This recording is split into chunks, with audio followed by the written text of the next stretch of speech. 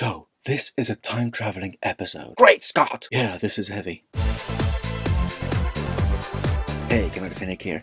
And if you know me, you know I love a good time travel story. And this one has a good series of interesting twists. How so? We get the usual tropes. An incident occurs in the past which affects the future, and only by going back in time can you find a way to fix it.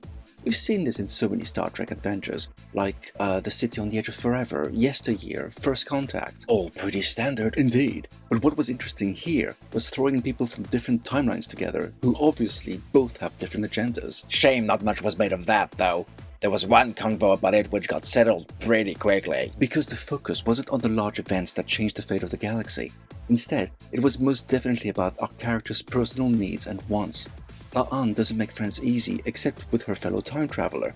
He's attached to his own history until a deeply personal realization makes him see the value of changing his past.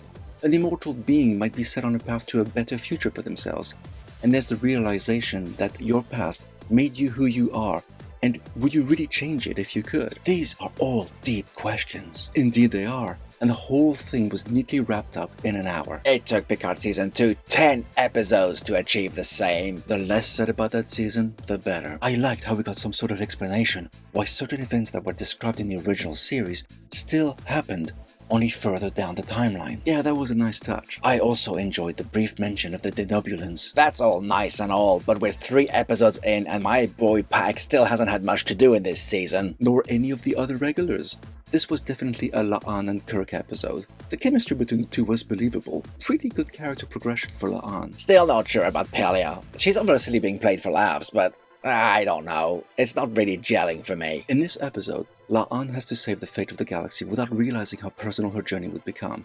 I must say, many events took me by surprise, and I think they all worked quite well. I'm awarding tomorrow and tomorrow and tomorrow 3 paws. But tell me, what did you think of this episode? Share your thoughts in the comments. Live long, and may the force be with you.